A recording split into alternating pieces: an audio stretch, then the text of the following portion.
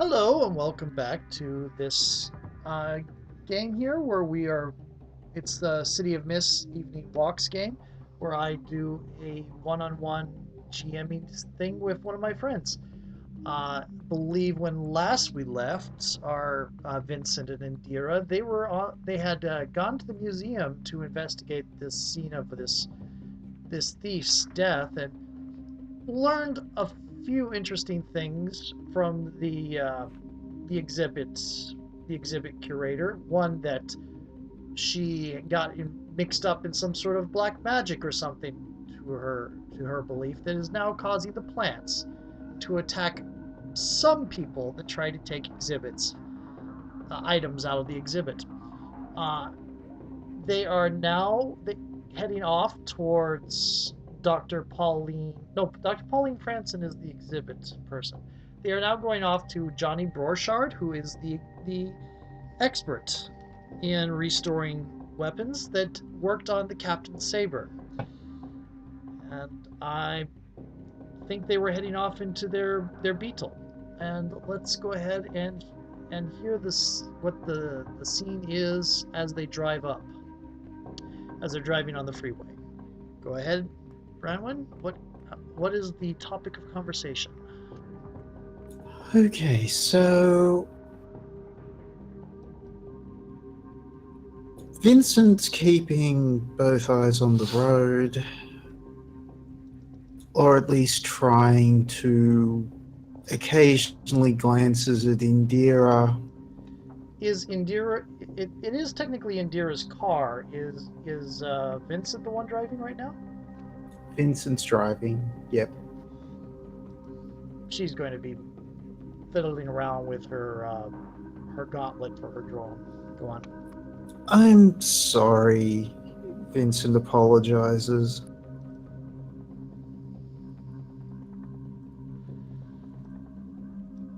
What? I mean, it's not like I wasn't already involved.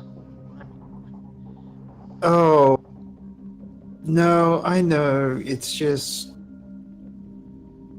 I'm apologizing more for being busy this last little while. Since that whole thing with Tomas, things have been a little weird. Yeah, you've been a little bit distant in the workshop. I mean, sometimes it's like you're a million miles away. Yeah, I've noticed it too. I was kind of throwing myself into work and everything, what with restoring this museum piece, but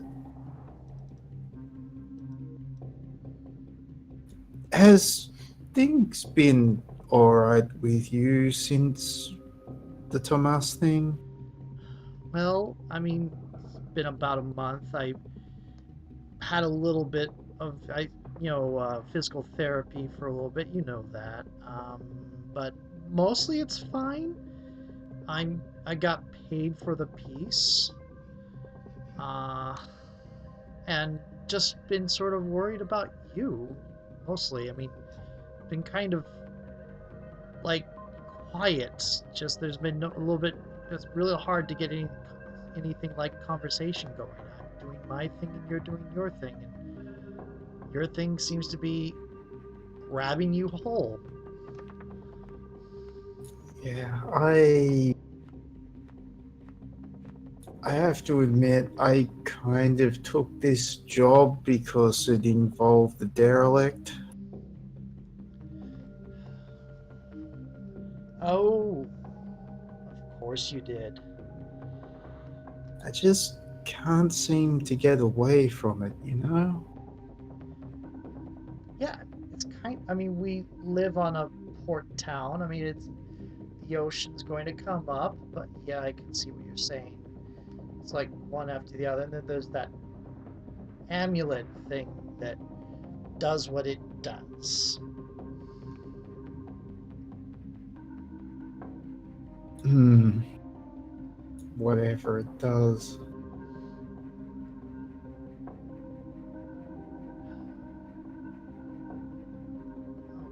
As you say that, you see the street turn coming up for the address you were given by Dr. Franson for Johnny Brochard. And I'm going to actually note his identity here up here, as well as our Captain Aristride Kelly, who was a major pirate in the day. Oh, I didn't realize we found that out yet. Well, you asked for what were some famous pirates, and I gave that name as one of the more famous ones for that was working at the time when the derelict ship would have been operating. Mm. Probably there were a half dozen pirates of name, but we're going with fiction, so one name of importance. Indeed. Okay. As you're coming up, Johnny Brochard lives fairly well into the old town. He's not in the mansions part of it, but he's definitely up well above the poverty curve, the poverty line. It's a nice place, a little bit run down, sort of the way you would get people that inherit some of the older houses that are here. Families that have been in this neighborhood for generations. It's there's a couple places where you can see dry rots being repaired, but other than that, it looks to be in very good status for a building of this age. It's 2 stories tall, kind of colonial era. Bit modernized though. The image has been left as colonial, but it's been modernized to make it better insulation, power, capable of handling power, that sort of thing. Right. There is a fence and a porch. The fence is open. It's about barely knee height anyway, and it leads to a sidewalk that goes straight towards the door, which is a large oaken door type thing, fitting the colonial period of the house. All right. Well, parking the car, heading up the the pathway to the front door then. Okay. Indira's got her camera drone going and doing sweeping looks at the house and everything, talking. She's already kind of taking notes on what she'll say later. She tends to do the video first and then talk over it later, and then Photoshop herself into the earlier scene, just so that there's no interruptions. Indeed. So I think, heading up to the front door, checking to see if there is a knocker, bell, or a buzzer. There is a installed buzzer from about 1950s era type doorbell, but there's also a big cast iron knocker on the front door. I'll try the buzzer first. It's only polite. Yep. Yeah, those knockers are generally more antique things, for accent pieces these days. Okay, the buzzer does go off with quite a healthy sound. It's definitely been kept in decent working order, and you hear a voice coming from within. It's like, one moment, please. And it takes a little while, but you do get to a point where an older man comes to the door. He's got a kind of a beard and mustache framing his mouth, kind of very white to gray type coloring. It's hard to place a particular ethnicity on him, but except for the name Borchard. Very thin face, kind of well combed hair, about medium length for for the average man, and he's looking out at you past some spectacles. He's like, "Yes, may I help you?" Mr. Brochard, my name is Vincent Chase. We're in a similar line of work. I recently worked on some pieces for the museum. I was told by the curator that you did some work on the sword that's the pride of the exhibit, and I was wondering if I could ask you some questions about it. Ah, I see. And he gets kind of an uncomfortable look to his. There's like this a mild grimace to his face as he says that. He straightens his posture a little bit. It's like, well, always good to speak to a colleague. Please come in. He gestures inside. And Vincent walks inside and looks around the house. Go ahead and give me an investigate roll. And All right. Indira is going to be giving you a help because her camera drone is in the works. So I'm gonna tag plethora of arcane curios, weird fortunes. Okay,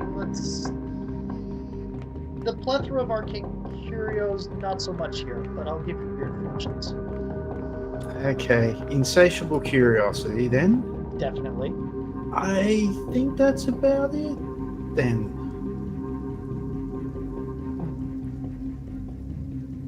Okay. Yeah. I think that'll be it as well. I can't think of any weaknesses that directly imply. So, go ahead and roll. That is 2 questions. Let's see. Whoever or whatever you are asking the questions can ask you one question as well and answer on the same terms. I'll ask that question after you have asked your 2. Okay. Is this guy particularly suspicious in relation to the events? Is there anything that indicates that he might be involved rather than just someone who worked on the project? Not that you can tell. He actually seems rather uncomfortable and nervous, like he'd rather washing his hands of it more than part of it.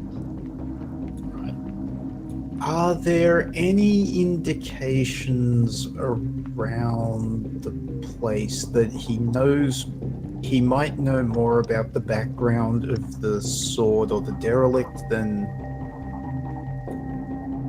would be apparent? You do notice as you come in, and he kind of moves to kind of put them up to the side. He's got a lot of old journals coming out, fighting technique books, old encyclopedias of famous weapons. He's recently been doing a lot of research.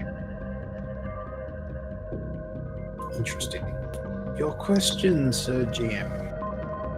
Why are you interested in the sword? I have a guess as the GM, but this is for what the NPC believes from the conversation that follows. Vincent is particularly interested in the sword because it seems possible that it is one of the focal points of the supernatural occurrences, and it's specifically the magical nature, or it's the nature of magic that interests Vincent in particular. So, while you're looking out around at this stuff in here and looking at his body language and the books that he's trying to put off to the side, he's kind of catching sight of the amulets that you have, as well as a couple of the other knickknacks that you carry around with you, and kind of gets a little bit on edge a little bit. And how can I help you? That was an interesting piece. You don't often see swords quite like that nature. There have been some unusual occurrences at the museum since the display has been, I won't say open to the public, but at least set up, and you've probably heard about them. They'll have been in the papers and everything. I was just wondering if you experienced any strange goings on while the sword was in your possession. That is a prickly question. To be clear, not. I'm not a member of the police force, nor am I an official sanctioned investigator. I am just curious and hoping to bring this matter to a satisfactory conclusion for the museum.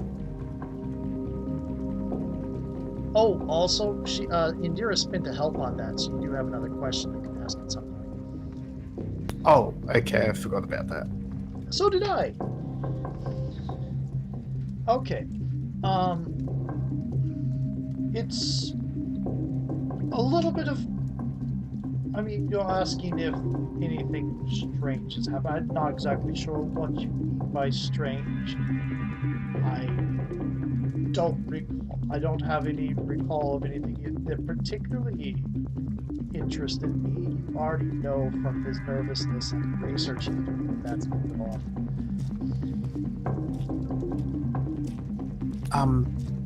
As a professional courtesy, I can assure you that anything you tell me is in strictest confidence.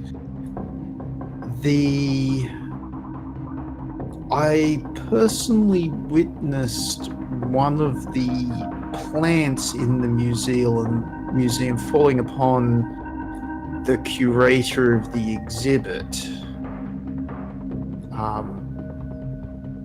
which was exceedingly unusual. I guess you could put that off to some chance occurrence, but even so, it was quite strange in person.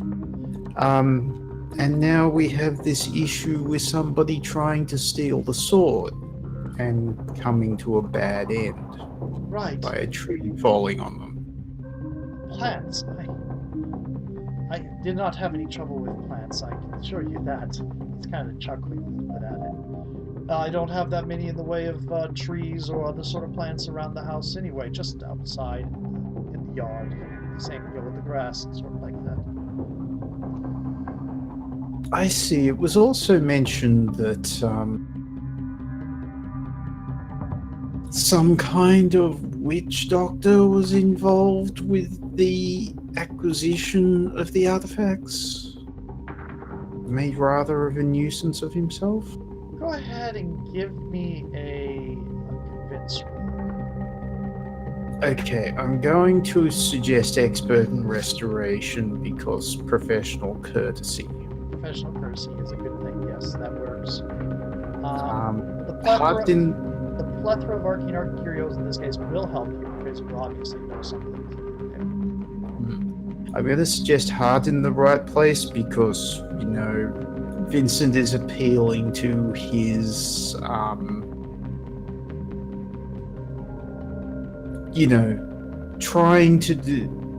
Vincent is trying to appeal to the whole, I'm trying to do the right thing and fix this. Right, that makes sense. And I think that's it. I think I'm going to go ahead and do I can't let go because you are pushing me. Perfectly agree there. I tag that. Yes, thank you, because it was giving me troubles. And that gives you an attention on that, which I think brings you up to 2. It does indeed. Okay. And the silver circle is not cracking anytime soon. No, it's not. You've been very much on that I pursue stuff. Oh yes. I. It's like, oh, you. Give me a moment here. The witch doctor. Yes, Mr. Brochard, a native of some sort. He was described to me as a witch doctor. I personally don't prefer that sort of term for shamanic leaders of native populations, but Uh, I know. I can tell you. I only had the one telephone conversation with him. That was it. Before I heard about the heart attack, he did not tell me anything. I do not know whatever it is that he had concerning you and whoever you are here for. I'm sorry. Maybe we could start over on that statement. A telephone call. Yes, there was a telephone call. He kind of realized, oh, I said too much. So I promise you that I have absolutely no interest in making trouble for you. I am honestly here to reduce any difficulties. If you could give me the details of your telephone conversation with this person, I would be very grateful.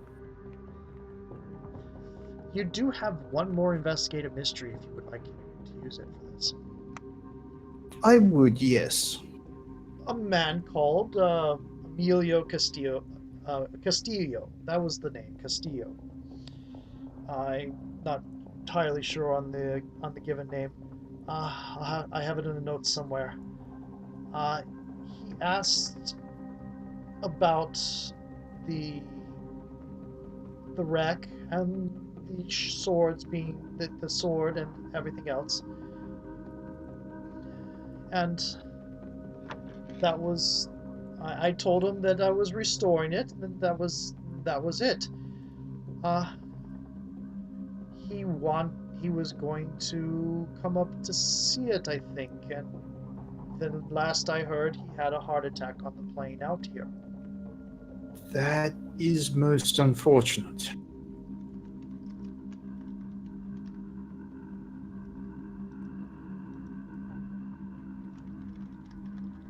Yes, considering all of this, I can see why you are reluctant to talk about these things.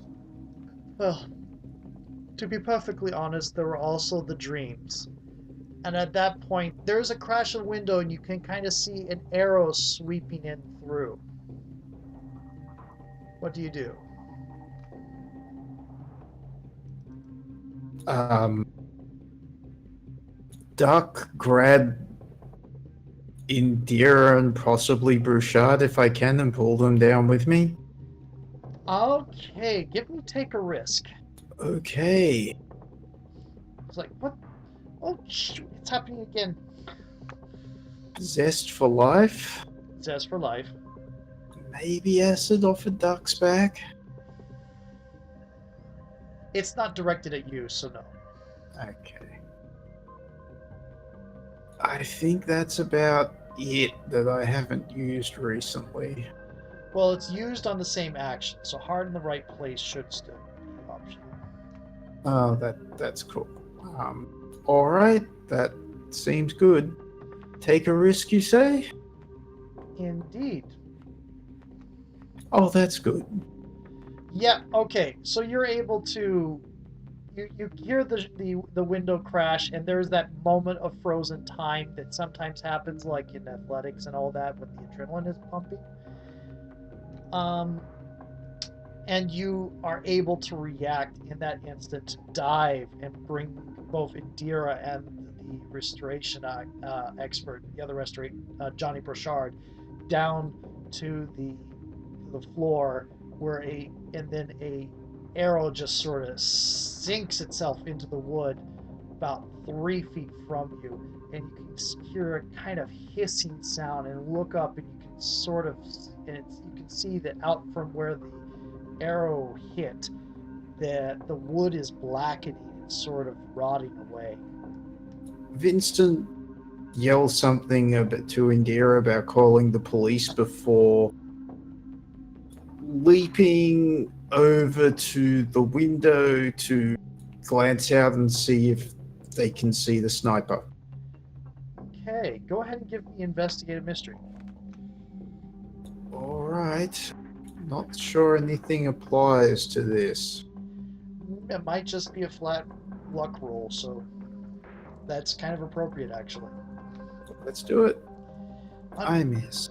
Unfortunately, you don't seem to catch any sight. You look out towards where the arrow should have come from. You just got a flash of a little bit of movement, and then it's the whoever it was behind it, behind the situation, was is gone. They're not hanging around.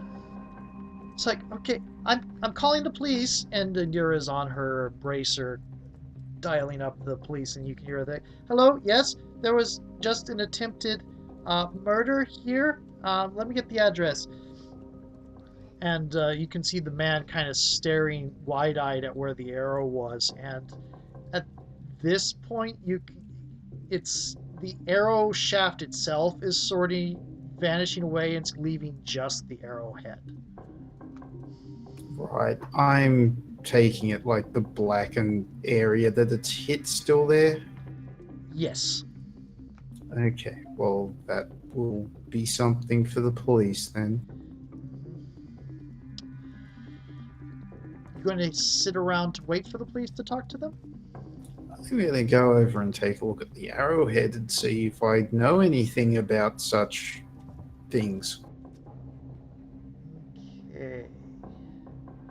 It When you take a look at it closely, it's not just a simple arrowhead. It is fashioned from it's very white material. And you look at it closely, you realize it is fashioned out of like a shark tooth. Hmm. No wonder they missed. Indeed, it's not the most aerodynamic of arrowheads. Hmm. All right. The black area starts to slow its spread. You can tell that that part of the wood is becoming, just from looking at it, it's becoming soft and very unreliable looking. Probably is going to have to replace whole sections of this wall to fix that. Hmm. Holding the amulet in, like, just unconsciously in his left hand, Vincent leans closer and breathes in the scent, if for lack of a better term, of the magic here. See if he can get a sense of it or where it might come from. Um, I'm going for an investigate with a tag for taste for mythos at the very least. That works. Yeah. Go ahead. So taste for mythos, occult trivia, because this is a very what would you call it? This is a very occult item. This is indeed. Insatiable curiosity.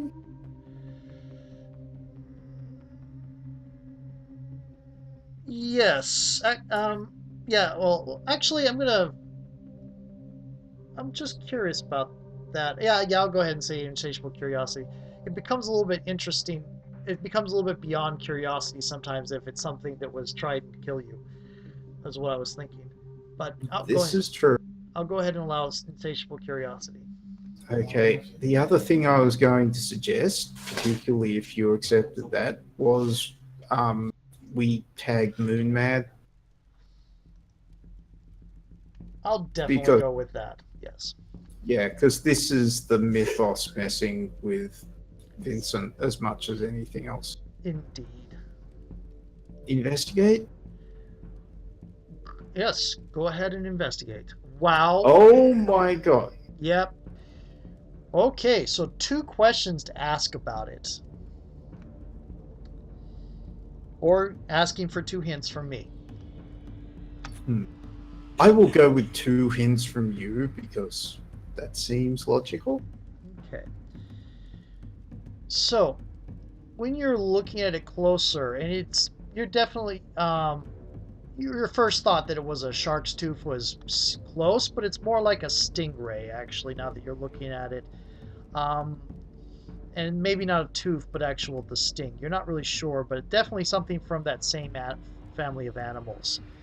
And you're seeing hints of a person in the like crow's nest of an old ship. You actually kind of recognize the ship, and they're wielding, instead of like a flintlock rifle or anything like that, or pistols or anything like that, they're wielding arrows tipped in arrowheads like this. Don't get it quite. They're they're not the captain. You can kind of looking around. You're kind of seeing out of their eyes a little bit, and you get a view of the captain from the deck in burly clothes that hard to identify much in the way of body type or anything. Um, Oversized hat, still moving very very easily from one deck to the next, calling out orders to the dozen or so pirates that are manning the ship with them. Hmm. That's one hint. The other you see is an image of someone walking through the corridor of an airplane and walking past an older man and that girl you saw before, and scratching the older man with a arrowhead just like this before moving on to take their seat. Right. And that ship you saw in your vision was definitely the ship in the museum. Oh, yes, of course. Oh, I just don't really know how to wrangle that into what we do next. I mean, the only thing I can think at this point is that the descendants of that crew are the ones behind this, possibly. Indeed. At this point, well, it would probably be good to categorize. The Dr. Franson is working with somebody who wants to claim with somebody over a phone that you overheard. Uh, Hmm. there is somebody else pressing a lawsuit to try to claim the sword for themselves. Oh, pressing a lawsuit. There was a thief, and there's a second group that's pressing a lawsuit. Right.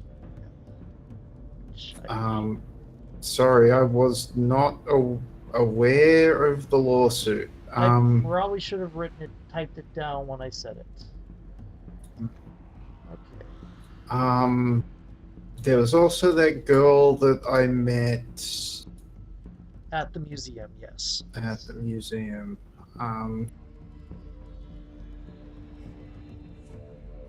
Who didn't seem to like, because I kind of came up with the idea of it might be pirate treasure, but Right, right. And she didn't seem to belong there. She was a little bit uncertain herself. well, I guess we're stuck at this place until the police come and we can give our. You're hearing Indira talking on the phone on her device through the police, and then suddenly she cuts off and looks over at you. It's like, the connection just dropped. Is Mr. Bush, Mr. Bouchard, I fear that things might be worse than it seemed. You may want to go somewhere safer than your house right now. Obviously there's nothing really to stop a sniper from making an attempt on your life again, or assuming that you were the target. well, yeah, but where would you suggest I go? I mean, it's not exactly, I can't just pick up and leave. I don't have that kind of money. You look around, he does have quite a few relic weapons that are on his walls and things. And I mean relic in the terms of old, not in terms of magical. Hmm. Um, of course, I don't expect you to leave forever, just until this business is settled. Um, I was hoping for you to be placed under police protection, but if the call has just dropped out, Yeah, I'm thinking we should go before other things start dropping out. this is a good plan. Mr. Bouchard, if you wouldn't mind, I'm afraid it's not the most comfortable back seat in the world, but I do have a car. Oh, yeah. That should do well. Yes. Thank you. All right, so taking Bouchard out to the car with whatever personal effects that he needs. He's taking Um, some notebooks and all that are it's like I might as well bring this if I'm going to be helping you anyway. And you're getting into the car. There's some light traffic on the road. This thing you're starting to pull out when you see a rather large and hot and aggressive looking SUV pulling around a corner at the top of a hill behind you.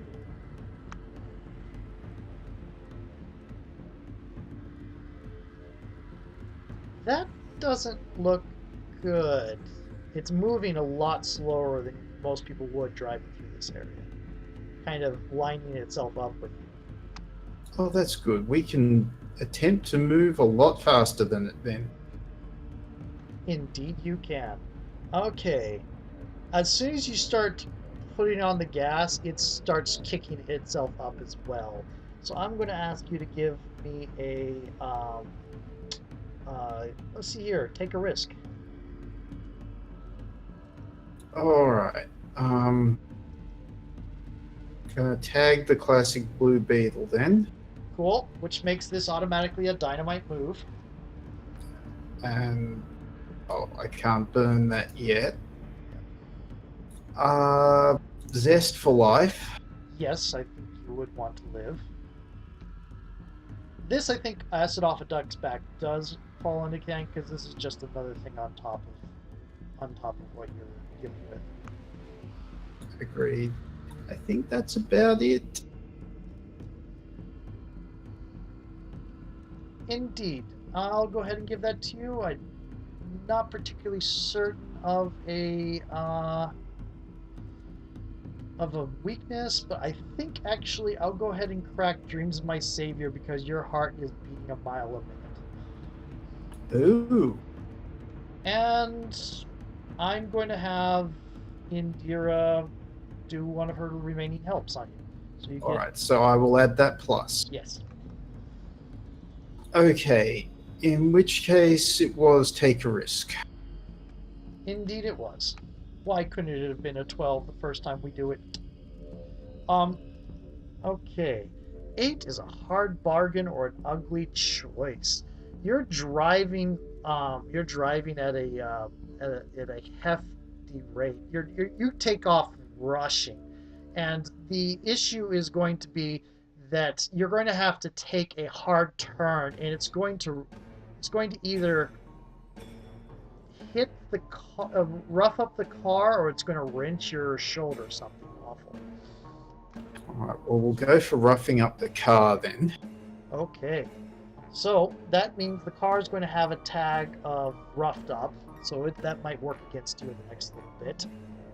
But yeah, you take a nice hard turn, and you get a little bit, you pick up a little bit of wobble on the car as you go out into a straightaway, and the SUV starts just coming in around behind you. Okay, and then we're gonna geek out over the credits. Indeed. I really didn't do much with Indira, so there's not much. I don't think I'm asking any questions with her. No, I don't think we really have a help or hurt thing with meaningful interaction. It wasn't that meaningful. No. The crew didn't do much working together this time either. Yeah, you did help me a couple of times, but it wasn't that substantial. This is true. I think the only thing we really have is which of your themes is most under strain, and for you, that's probably still heart surgery. That is definitely heart surgery, And which will crack into wicked heart, which is an expression.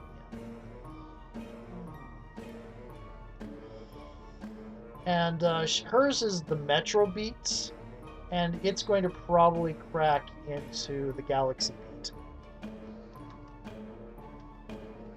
I do get to look at defining events Improvements, though. You do with that, actually. Let's take a look at that real quick. Alright. Touchy subject. Whenever someone else mentions your defining event in a way that irks or defends you, you can choose to go into an emotional state and take an appropriate Tier 2 status. When it's over, the MC will give you an ongoing Tier 1 status to reflect the aftermath of your behavior. Which allows you to set up an emotional thing to your benefit, but at the end of the situation, I set an emotional thing against you. Mm-hmm. Take it to the grave. When the other PCs get a clue on you, or when the MC asks you a question to which you must reply with a straight answer or a solid lead, they can't ask you about your defining event. That's no fun. Echoes from the past. Choose and answer a power tag question from the training, routine, or defining relationship theme books that reflects something of who you were before, something that now re-emerges. That's interesting. It's a little bit of a, I'm going to call it a multi-class option. Over it. Whenever the MC or another player invokes one of this thing's weakness tags, you can say I'm over it and count the tag as a power tag instead. Mark crack. Which the first time I do that, this is going to crack into a new theme. Oh. Getting good at this. You've become comfortable with who you are now. Choose a core move that best reflects the way you use this theme's tags. Whenever you use it with tags from this theme, it's dynamite. We're definitely going with over it. Yeah, because we've been moving towards the heart becoming the next supernatural status. Yeah, it gets us to that quicker, which is always good, and I feel like the heart surgery thing will be better served as a mythos. Yeah, I think it would. It served its purpose as a logos, and it has. And at this point, we can move it on towards whose heart is this, or whatever other question fits. Okay. So that's pretty good session. And next, car chases. Thank you. No problems. Good to be playing. As a side thing for a teaser that it might be a while before we get to it, both you and I have been talking about what the situation is going to be like when we reverse the situation. And you're GM, and I'm the player. I'm not going to say too much over what the theme is right now, but it sounds interesting. Yeah, I'm very much looking forward to the interaction of the two characters we've got planned for that one. That sound you cannot hear is me nodding enthusiastically. Yes. Also, I've got a real solid idea for the avatar that I think is going to be good. Awesome. Anyway, thank you for joining us, and have a good day. Bye bye all.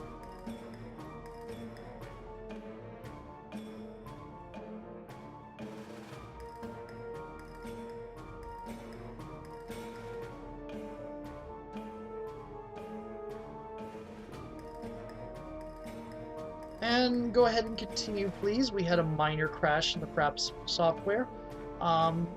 Vincent, go ahead and continue with what you were saying. It was a convince check? Convince, yes. Why is my power saying it's only 2? Oh, because I've tagged 3. Never mind, I can calculate things. I was just double checking myself, yeah. There is a crash of a window. And going to give let you. Oh, actually, no. You did use the clue for the already had. So yeah, give me investigating history. Oh, you have an improvement on the possessions that I forgot about. I'm sorry, I missed that. Something happened here, and I was. Do you have anything that goes with dynamite on that? Investigate? Yes, go ahead and investigate. Wow. Oh my god. Yep. I'm checking. No problem. I'm checking to see if you have anything that makes investigate dynamite.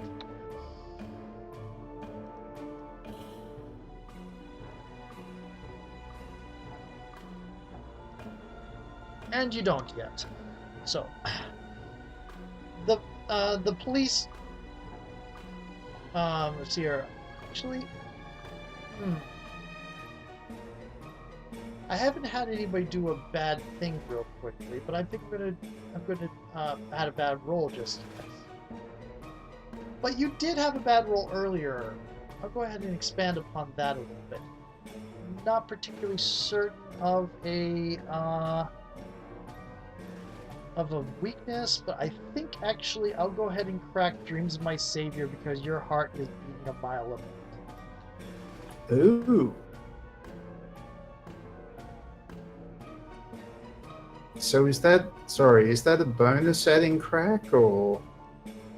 Oh, not adding a crack, adding a tag. Sorry, you're supposed to want. You're still at 1 crack. You're supposed right. So that takes it to 3 attention. Yes, so it's going to get a boost. Yeah, that's cool. Though a boost slightly before it'll crack, but yes. I do think you deserve to do it a crack because you had that entire conversation at the beginning about can't waste my second chance, or about getting dragged into the occult stuff, and that is kind of going against the can't waste my second chance. So you kind of revealed at the beginning of this thing that if you want to crack, you definitely can. Yeah. All right. Well, I'll put the crack there for now. Okay. Okay. Wait. The classic blue beetle was not included in that, so that's 8. Oh, okay. But still. Okay. I did tick it. Try again for some reason? All right. So classic blue beetles ticked. Sorry, I'm making sure. Zest for Life, Dreams of My Savior. Acid off a duck's back, so that should be 1, 2, 3, 2, and 1 from Classic Blue Beetle, plus 1 from the Help. It just doesn't register it for some reason. Oh, that's weird. Okay. odd. Alright, so what would 8 be? And that was my timer going off. Okay. We've got about 5 minutes. Yep. So we're pretty close to a good place to stop anyway. Yep. Sounds like a cliffhanger. Yep, and I think that we'll go ahead and I had a different idea for a cliffhanger, especially since I'm getting. But this means I can start next session with the car chase music. Yay!